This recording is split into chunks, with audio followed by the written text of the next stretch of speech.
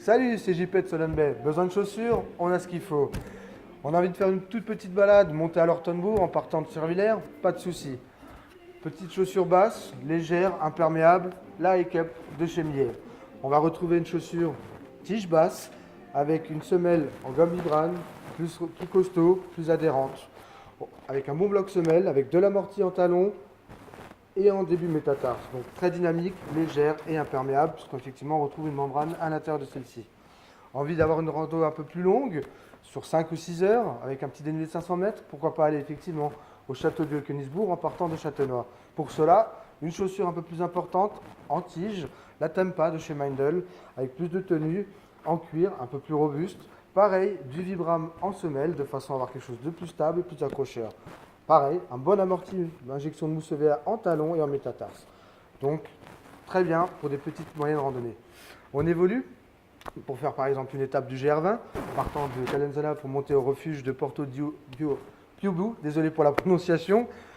On va partir sur une chaussure effectivement un peu plus costaud, notamment en torsion, puisque ça va être une ascension assez raide, par contre méritante avec un panorama exceptionnel, mais très bavante, avec des chemins très rocailleux, avec des gros dévers, excusez-moi. Donc pour cela, chaussures avec un cramponnage différent, de façon à avoir plus d'accroche et de stabilité.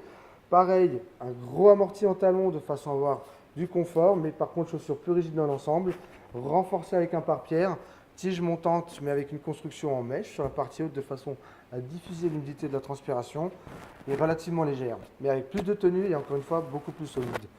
Vous voulez faire un trek alpin sur plusieurs jours? Voilà, du coup on va avoir la Tibet de chez Lova. Là on est sur une chaussure avec quasiment pas de couture, donc plus imperméable, plus robuste, avec un pare-pierre qui va faire tout le tour de la chaussure.